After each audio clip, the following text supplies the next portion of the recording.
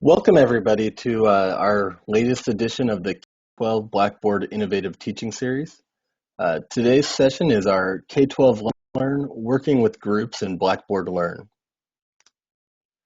And my name is Riley McClure. I'm a Product Marketing Manager for our Teaching and Learning Solutions, focusing on K-12. And with me today I have Jenny Breister. She's a Senior Marketing Manager on our K-12 team, and she'll be helping us moderate the chat, answer any questions you have along the way. And as a reminder, if you have any suggestions for topics you'd like to see us cover, or if you'd like to be a presenter yourself, I've included our contact info up here on the screen, and would encourage you all to please reach out to us with any suggestions or any feedback that you have. As a reminder, all of our BITS sessions are recorded, and we post them all to our Blackboard K-12 Innovative Teaching Series YouTube playlist. You can get to that playlist via this URL that's on the screen. It's tinyurl.com/bitsK12. And typically I get those recordings posted usually within 24 hours, some sessions closer to 48. It's usually very close to when the session airs live. New for this year that I'm excited to share with everybody is our K-12 Blackboard Innovative Teaching Series Professional Learning Community. This professional learning community exists on our new Blackboard Community site. It's free to join, and it's really just a space for that we've created to collaborate with you, our Blackboard customers and educators, and a place for you to network with other like-minded educators. We post all of the session recordings to this place. We also post all of the session materials and presentations and so on to this community site. Additionally, we'll often post other helpful resources for you there. For example, we've got a handful of blended learning resources that John Bergman shared with us that are available for you there. So would definitely encourage everybody to join. It's free, and you can do so just by going to this link that's up on the screen. It's community.blackboard.com/groups/K12bits. And we've got some great sessions coming up over the next week or so. On Monday, we'll have our friends from Global Personalized Academics presenting teaching live online wherever the students are, really focusing on that virtual and online teaching, Blackboard Collaborate. Additionally, then we'll take Friday the 30th off, and our next session will be Monday, November 2nd. And that will be late night with Lawrence. We'll have some of our friends from Lawrence Public Schools presenting the top 10 ways that you can facilitate blended learning in your school or in your class. Looking forward to that. Should be some really helpful tips there. And then Friday, November 6th, we'll have kind of a special Blackboard-led session focusing on accessible open educational resources in K-12. This will be led by Brent Mundy, who's one of our directors of product management, and Janine Richardson, one of our K-12 product experts. And they'll really be focusing on some of the free open educational resources that are available through Blackboard Explore. So that should be a really great session as well. Today's session is going to be led by another one of our Blackboard product experts, Miriam Brady. Miriam will be talking about using and creating and working with groups in Blackboard Learn. And in just a moment, I'm going to hand it over to Miriam so she can talk a little bit about her background. But just as a reminder, the purpose of these K-12 Lunch and Learns are really, they're designed for you, to be helpful for you. And they're really just focusing on sort of a how-to of a single feature or functionality in our teaching and learning solutions. Today will be groups in Blackboard Learn. But feel free along the way to ask about any features, products, or use cases that you've encountered in your day to day, or any other questions that you have. These sessions are really designed to have an open-ended discussion feel to them. So would highly encourage anybody to turn on your mics, time in with questions, or type them in the chat, and we'll have some time for discussion at the end of today's session. So with that, I'm going to hand it over to Miriam, and she can get started. Hello, everyone. So to give you a little background on who I am, I have essentially come from both the administration side of Blackboard in terms of actually managing our courses, etc., working as a DBA, integrating a Blackboard solution, down to the fact that I actually also taught in the compliance department. So I worked with our teachers in terms of the use of Blackboard, but I also used it myself. And as I walk through this group's presentation, you'll see that I'm actually using one of the courses that I taught myself. And I just want to talk to the fact that I'm going to be using this specific example. So I'm going to be using this course, and I'm going to be talking through the different types of groups. But of course, the idea is for you to hopefully be able to equate these scenarios, the scenarios encountered within this course, to your scenarios. But feel free to jump in and provide your own, especially in the Q&A session, provide your own scenarios and how you might be able to use the group tool to master those items. So this can definitely be customized to you in terms of your needs and your curiosity about our groups tools.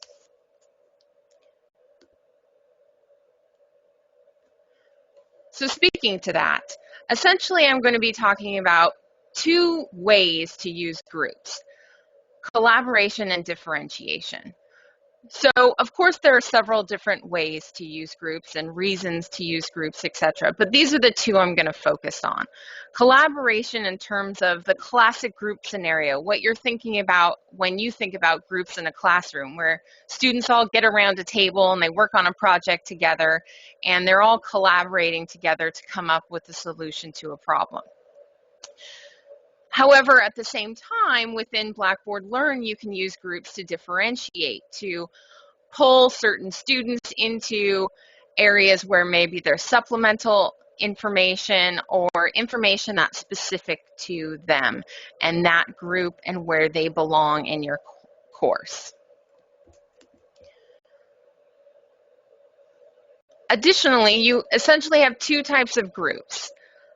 You have short-term groups and long-term groups. So short-term groups are usually those groups that, again, are focused on collaboration and are centered around an assignment. So you have a group assignment and you've created groups so that the students can work together on that group assignment. But essentially that group lives and dies with that assignment.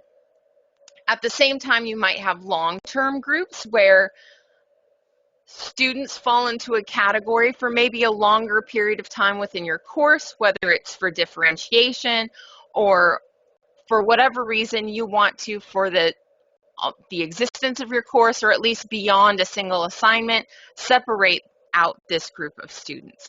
So as I go through my demonstration on groups, I will be touching on both collaboration versus differentiation, but also short-term groups versus long-term groups as I walk through this. So now I'm going to pull up my course. So this is essentially an introduction to engineering course. Of course, it's a very specific course, but it has a lot of the scenarios that you encounter where groups are a really helpful tool in terms of being able to manage the types of assignments you would have in this course and then the types of students that you would have in this course.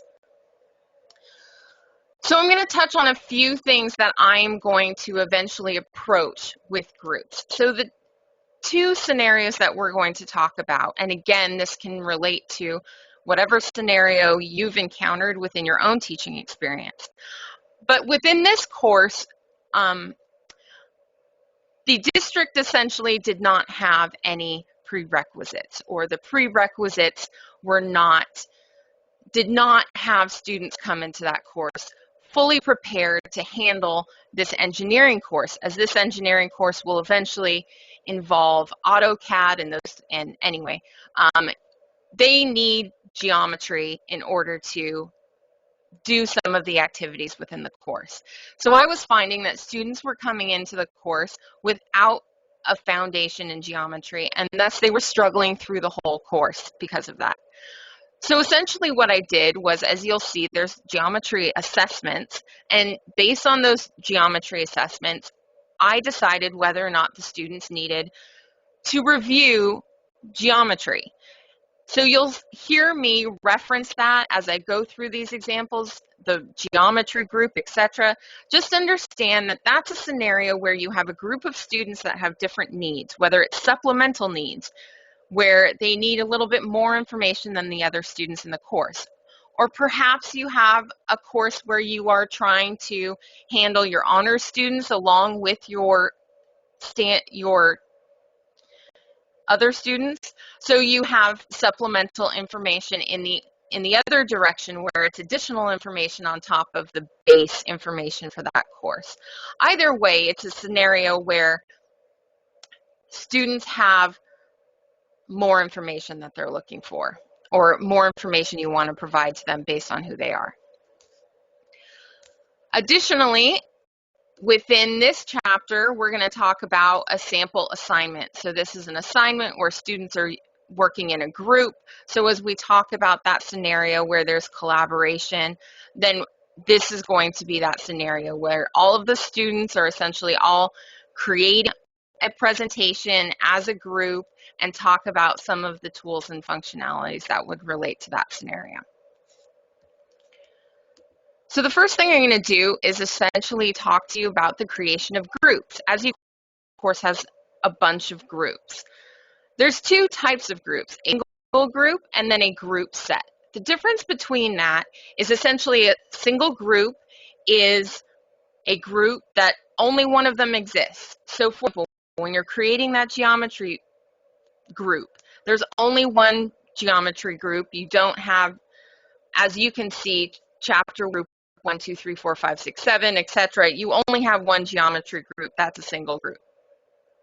A group set is this scenario that you see down there. So chapter 1, group 1, 2, that's related to that presentation.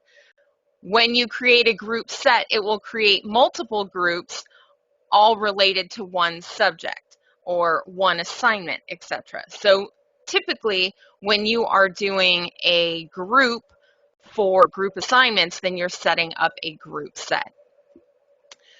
And of course, you can have these different enrollment methods. I did random enroll a lot. That was one of my favorite methods, but essentially sometimes there are assignments where you want to manually drop kids in a group based on their level of understanding, and you want to group them specific to who that student is, then you can manually enroll them in groups. Otherwise, you can do a random group assignment. So we're just going to go through that really quickly, just so we can look at some of the options.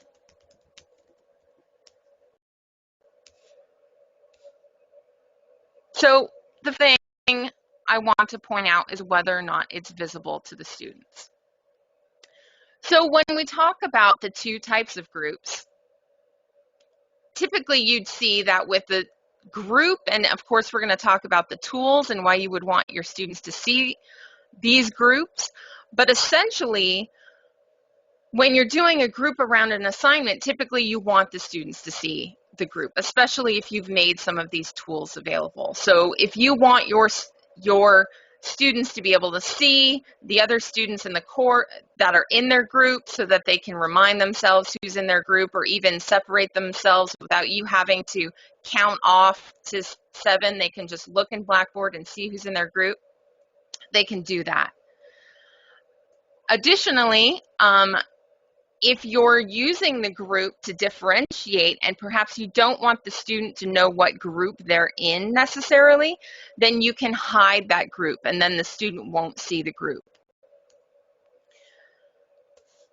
The great thing about Blackboard groups is these tools that are available for the students to be able to see blogs, discussion boards, file exchange, etc. So these students would typically, when they're working on a group assignment, can also collaborate and use the collaboration tools built within Blackboard to be able to collaborate with each other on their presentation. So they can exchange files, they can email each other, you can assign a discussion board for them to discuss what's going on with that group, etc., blog, journals, etc. So you have a bunch of different ways for them to really live in the environment and work within that environment to build, to collaborate. In terms of a smart view, so just to define a smart view quickly, a smart view is where you would divide out your gradebook into certain groups of students. Again, this is very helpful when you're talking about differentiation. So when a student is in that geometry group and I want to look specifically at that group of students and grade those geometry assignments, then you can just click on that and focus on that group, especially if you have differentiation going on to where students are at a different pace. You might want to focus on students that are at one pace versus performing at a different pace. So when you create a smart view, you can click in and see them immediately. So the number of groups, again, we went into a group set and we went into random. So when that happens, then you're identifying how many groups there are or how many students per group. So for example, you might have seen with chapter 1, there were 7 groups.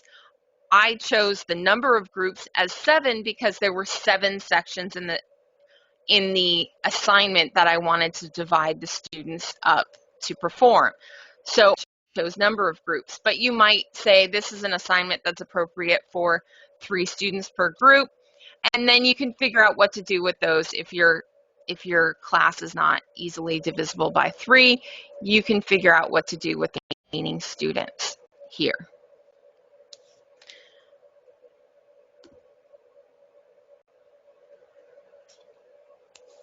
So I am going to then jump into that assignment really quickly so that you can see how then you would assign these groups to an assignment. Of course, this is fairly simple. You would choose a group submission rather than an individual submission, and then you would choose that group set. So you would choose groups 1 through 7 within that. And then all of the students that belong to these groups are assigned to this assignment, and you can make any other selections that you want within that assignment. Going into the Grade Center to take a look, as you can see, this is my smart view. So these are the students that fell into that geometry group. And if there's something, for example, this geometry assignment that's only relevant to these students, then I can give all of those students a grade and pull them out of my full class to be able to focus on those students and where those students are versus the rest of the class. Additionally, you can see here, just to talk a little bit how the groups will show up within this environment. You can see that 2 of these students are grayed out. That means that they are not a member of any of those groups that were assigned to this project.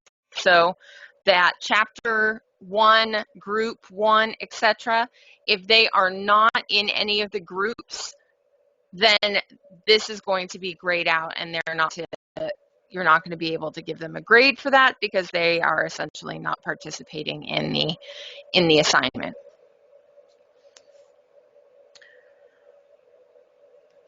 So that's a really quick, brief overview, and of course, there's going to be time for questions afterward, but I am going to now jump in and take a look as a student.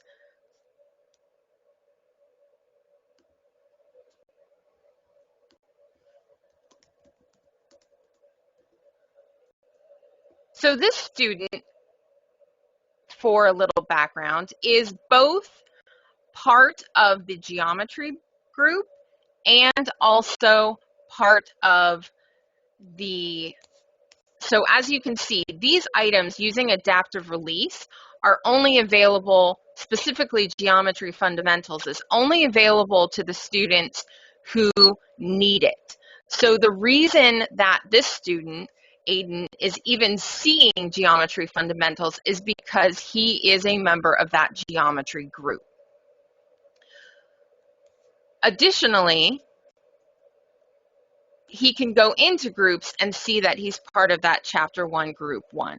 You'll see that I did hide from him that he's a member of the geometry group. The only reason that we know that he is a member is because essentially this assignment, which is only assigned to geometry, is visible here. When he clicks on groups, he will see whatever I've turned on and the other group members. So for this assignment, I turned on file exchange, send email, and group tasks. Again, it could be something like a discussion board or a blog or something to that effect. So you could have whatever you wanted here in terms of the group tools. But all of the group tools that are turned on for this group are here. Additionally, he can see who else is in the group with him. So if you are in class and you want your students to divide up in the groups, then you can essentially tell them, go into groups and look who else is a member of your group without having to communicate that in various different ways, disrupting class, having students, count off, etc. You also have yourself the capability to customize this view. There are other modules. They can add modules here, but you can add other modules in terms of course modules, whether it be, any of the modules that you can add to a course page. You can also add to a group page if you want to build out that experience for the students. They have the capability to add a personal module, and they can get creative customizing their group banner and color and that type of thing. So you can turn that personalization on and off also.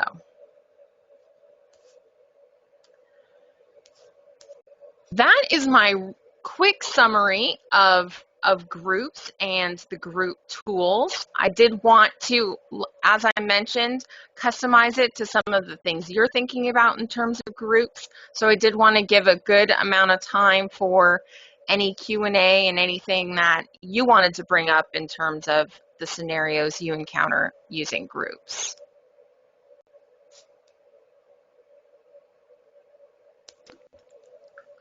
So it looks like Hildy had a couple of questions in the chat. How is assigning a group submission different than using the adaptive release and releasing to that group?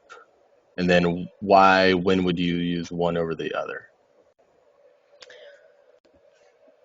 So the group submission versus adaptive release. Just to clarify, group submission in terms of the students that are, when you create a group assignment, you're creating a group where the students are submitting an assignment all as one group. So and again, clarify if I'm not answering your specific question, but create an assignment and you assign that to a group, that is actually having the students collaborate and then turn in one assignment together. Versus when you do adaptive release, that's handling visibility, but it doesn't technically differentiate between how they're turning it in. That would be whether or not you choose an individual or group assignment, etc. So the group submission is more about how they're submitting it. They're submitting it as a group together. Does that answer the question?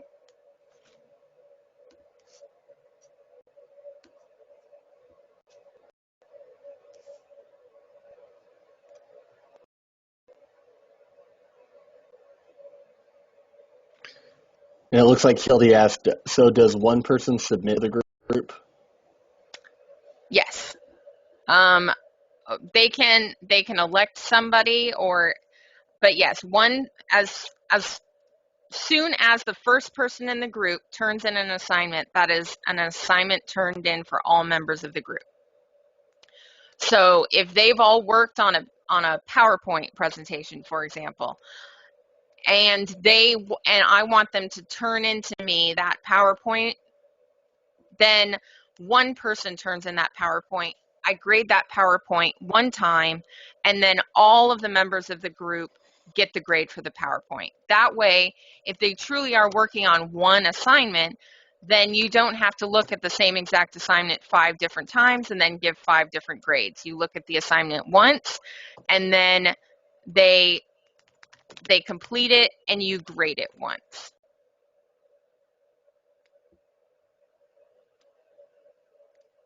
Any other questions on that? Great question. I should have expanded on that.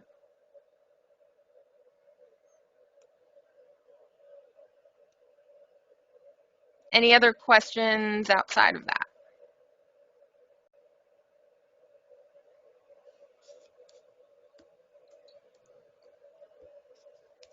So just on that related topic, you mentioned using groups for differentiation and using adaptive release. Do you have any resources where folks can find more information about that? Absolutely. So as you mentioned, we actually did a bit session last week on adaptive release. So if you're interested in expanding a little bit more on adaptive release and really going into more detail on adaptive release, then you can look that up in terms of the previous bits session. Great. I'm going to put the playlist link in the chat.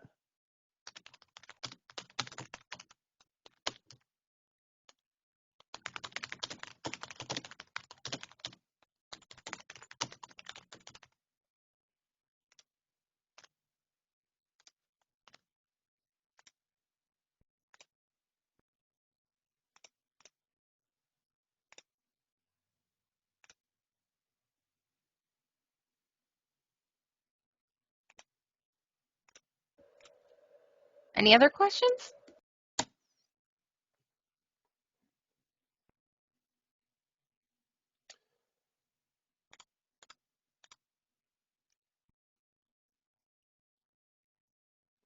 I know you showed groups from the student perspective. Is there a way for teachers to be able to see what it looks like from that student perspective, or without using the separate student login?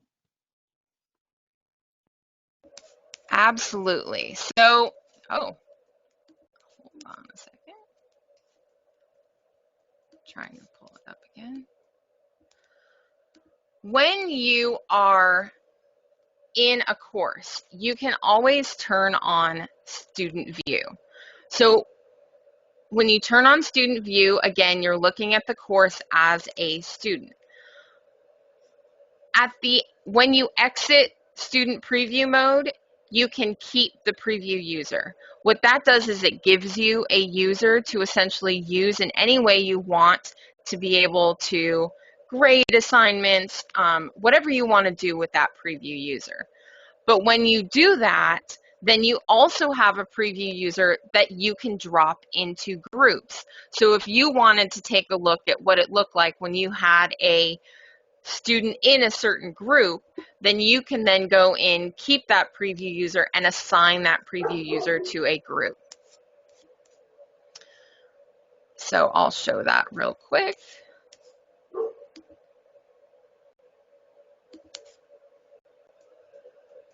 So if I wanted to go in to this chapter 1, group 1, and add users, my preview user is there, so you can add that preview user, and then that gives you the experience the next time you do a student preview of a student specifically in this group.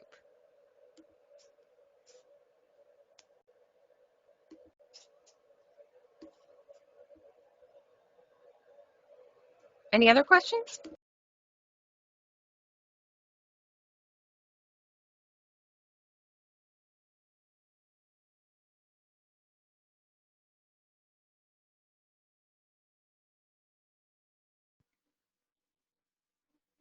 Hi, can you hear me? I can. Okay, this is Hildy. I thought this might be a little long to type out. So we have teachers that often merge their sections together, and so they might have a really large number of students in a course, and that's because they might have multiple periods, right? And they only manage one course. So the scenario that comes to mind is chemistry. And she has her students do labs, and she has them do group work and reassigns the different groups each quarter. So you had mentioned at the start that some groups might be, all year, but then some groups might be temporary for, one project or something. And I just wonder if there's a strategy, or is there some way, like if they're no longer in that group after quarter 1, can she delete the group but nothing happens to their grades? It's just because that list of groups gets really, really long. Okay, so it does. So she essentially reuses the same course every year, and so those groups build on top of each other. Is the scenario? No, let's say, so she's got, say, 4 periods of chemistry. In quarter 1, each one of those periods, she might have 6 different small groups working on a lab together. So she's got quarter 1, group 1, period 1, group 1. Quarter 1, period 1, group 2. And so that quarter 1 list of small groups for lab work is pretty extensive. And then to do it again all, for quarter 2, just makes the list of groups really, really long and almost unmanageable. So my question is, can she delete the quarter 1 lab groups but not affect their submission? That I would have to check on, because I'm not, I would think that, as you can see, it links specifically in the grade center. Mm-hmm. If the assigned groups are, so if they deleted the groups, I would have to check on how that would affect it, because it's possible that it could affect the grades that was associated with the group if they delete the group. So they have your contact information. I'll get back to you on the answer, confirming one way or another, because there is a concern that she might lose those groups. I mean, those grades associated with the groups. Right. So alternatively, would there be a way to turn off those groups and hide them some way so that, it's just right. There's a strategy to make that more manageable. That's all. I'll turn my mic off. No, I understand the concern. You can, of course, make them available and unavailable, but in terms of hiding them, I don't know, there's not really, because essentially it's just deleting them or, you know, showing more information about them, but not necessarily hiding them. There's not really any tools to hide them within this view. But again, I can see if there are some alternatives in terms of what you might be able to do. You also can, just for your information, and this might help her, there's a view that just shows the group sets, looking at every subgroup within a group, if that makes sense. So if she uses this view over here that just shows us the group sets, then at least she's only looking at those sets of groups instead of, you know, the list of all of 7 groups. And then if she wants to look at the groups within these 7, she can click on it and see those 7 groups without necessarily having to view all groups and all breakdown within. So that might help a little bit in terms of her view of the multiple groups.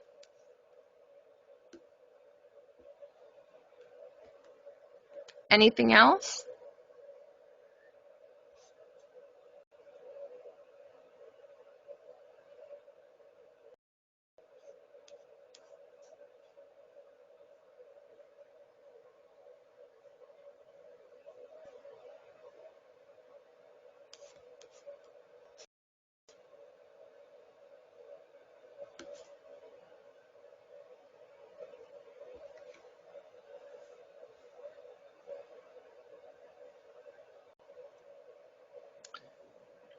Hi, Miriam. I'm wondering if there are any other tools that you found really helpful when teaching with Blackboard Learn that also assist in collaboration or differentiation that you might be able to share or show the group.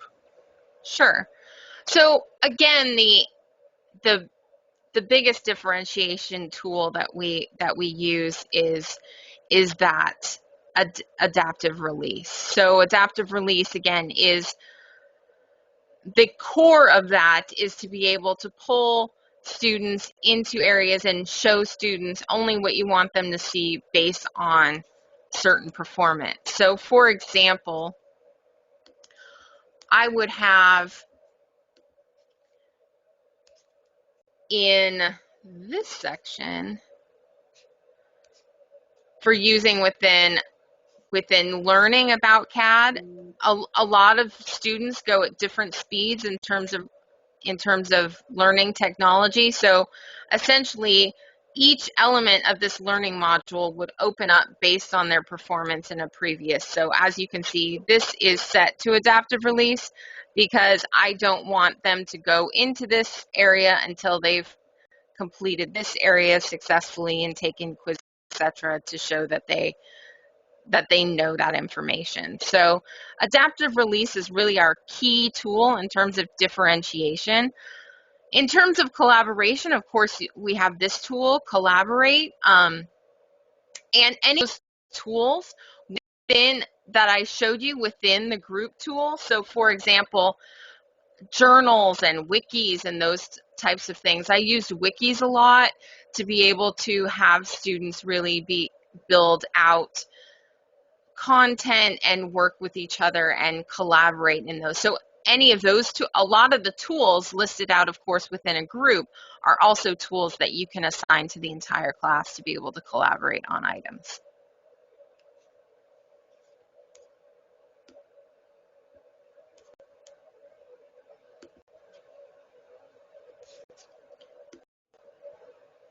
Any other questions?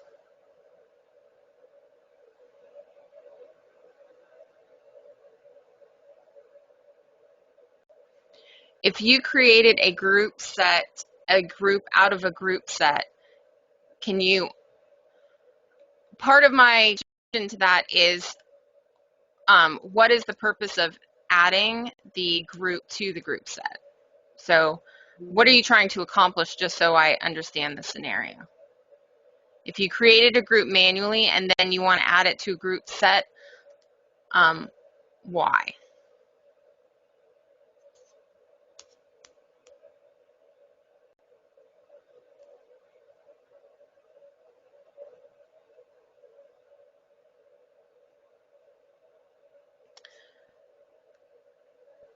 Okay, hold on a second. So it was a single group and then it's in a group set. So did you want, let's say you have a group set and you are creating, do you want to pull that group into one of the group sets, or do you want to essentially use that group as a member of that set?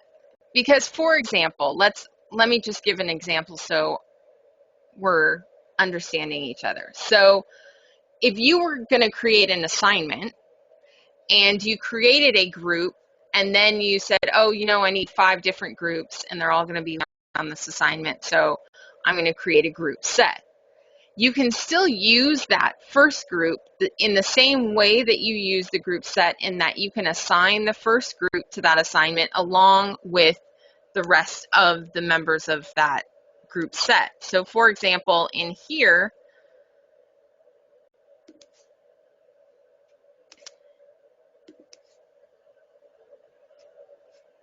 if I'm going to edit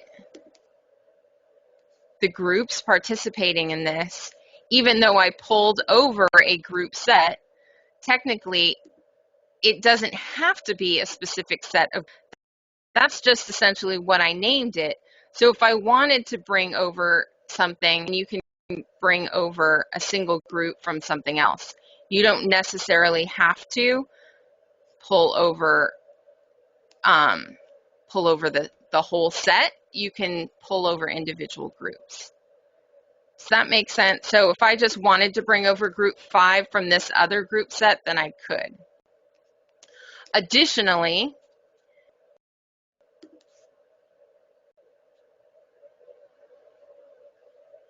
if you would essentially manually enroll, you can manually enroll them. So you would create a group set and then you would manually enroll those groups, or that group into your, so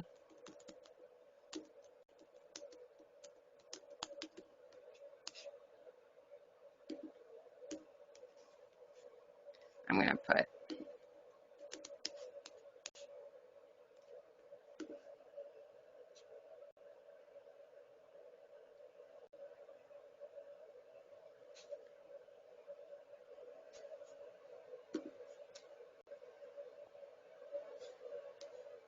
but again, that would be, I guess it would depend on the scenario in terms of, have they completed items within a group? Would it make a difference if you just pulled those students over that happen to be in that group?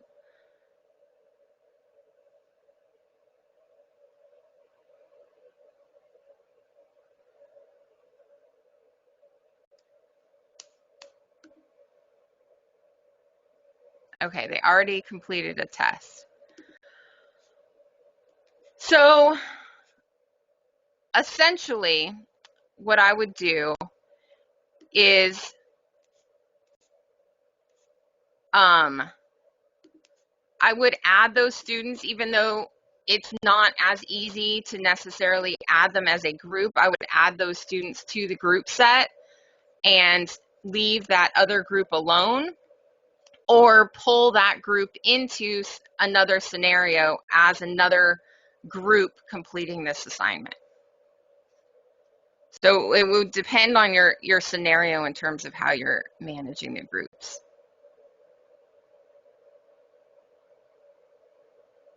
And what the groups are doing after that group existed. So if that group completed a test and they're the only kids that completed that test, then I would leave that group alone, pull the kids in, or take that group and assign it with the other groups.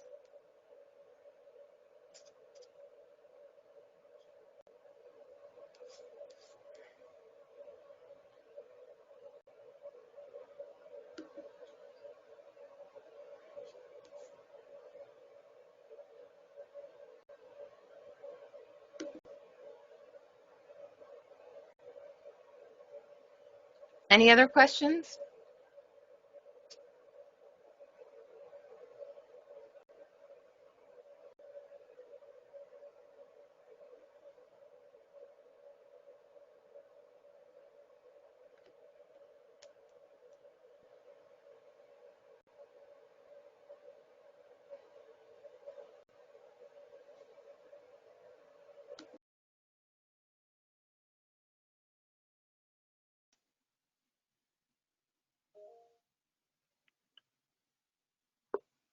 Miriam, it looks like Ryan has a question and has his hand raised in the chat.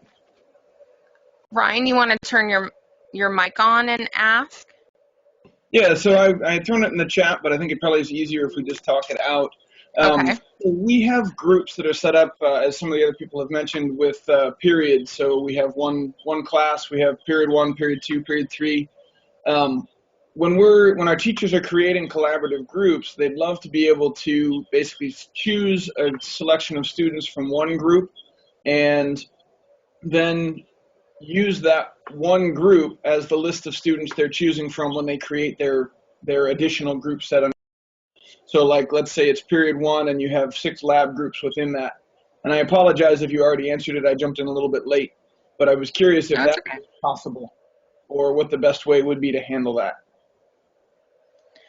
So you essentially want to be able to just pull the students from a period into a group instead of having every period within your course assigned to all the groups? Is that Exactly. the question? Basically one group and then create subgroups underneath that without having to select from the whole list.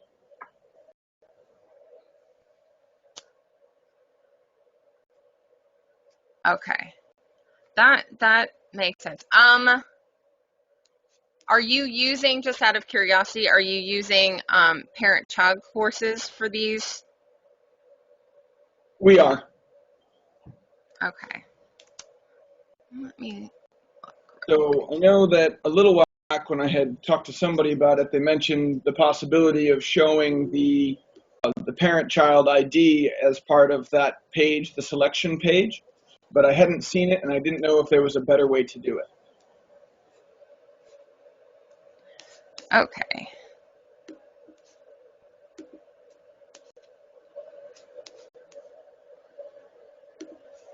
Give me a second.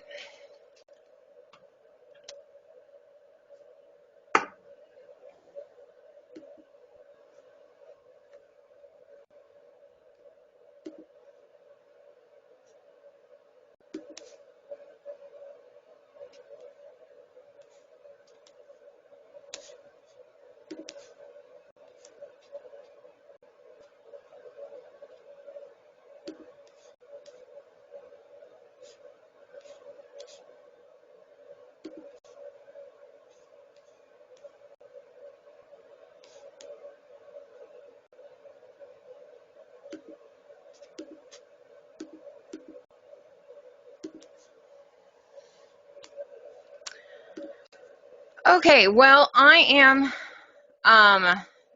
not seeing the showing of that either. So let me get, we'll reach back to all of you in this group because it sounds like it's definitely something that all of you would love to see. So I will absolutely have them reach back out to you, all of you, in terms of what the best scenario would be with parent-child classes, essentially large groups of students, and having subgroups to the groups that you've already created as to manage those periods. Does that describe the question for everybody properly?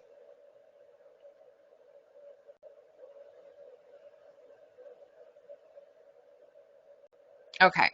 So I'll get back to you, and if it's not something that we can do based on your feedback, I will certainly talk to others in terms of adding that functionality one day, because it certainly sounds like something that a lot of you are looking for. So we will absolutely take that feedback too.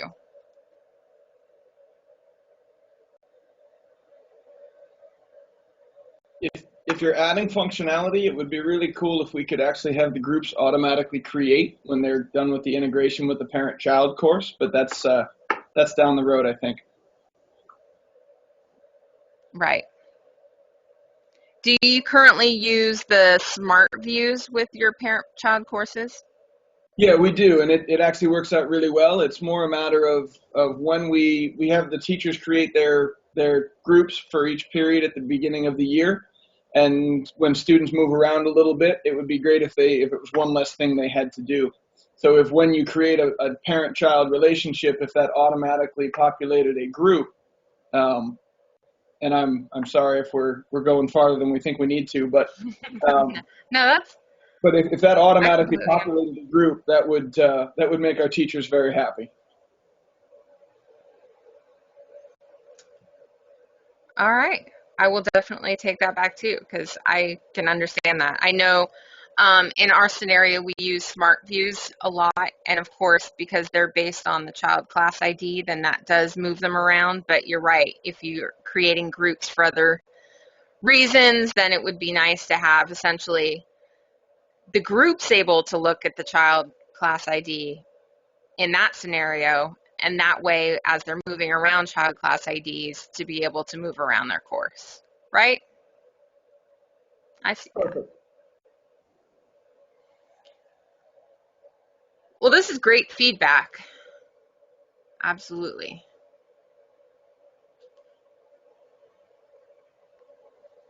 Anything else?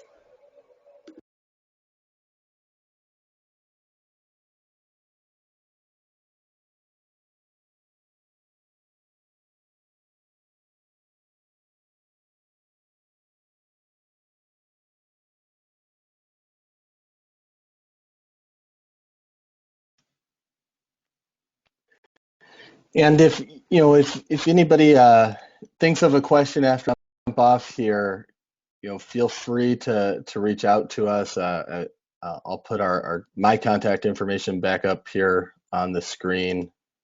Oops. And I'm happy to put you in touch with Miriam or with somebody that would be able to answer your question. Would also definitely suggest if these types of questions are exactly the type of thing that we want to facilitate discussion about in our community site. So if you haven't had a chance to join or to check out what's available there, would definitely encourage you to do that. I'll go ahead and put that link in the chat again as well. Again, it's join, and these are exactly the types of questions that we built the community site to try and answer. So whether it's from a Blackboard product expert or another one of our customers or one of your colleague educators, that it's really a great source of information. So we'll do one last call for questions. Feel free to chime in or type in the chat. Otherwise, we will go ahead and jump off here.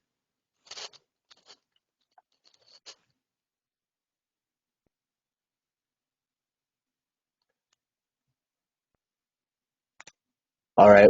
Thank you, everybody. Appreciate your time today, and hopefully we will see you on future Blackboard K-12 Innovative Teaching Series sessions. Special thanks to Miriam for taking time to spend with us today, and big thank you to Jenny as well for helping us moderate the chat and manage our registration process. So thanks all, and have a great rest of your Friday afternoon and a great weekend. You too.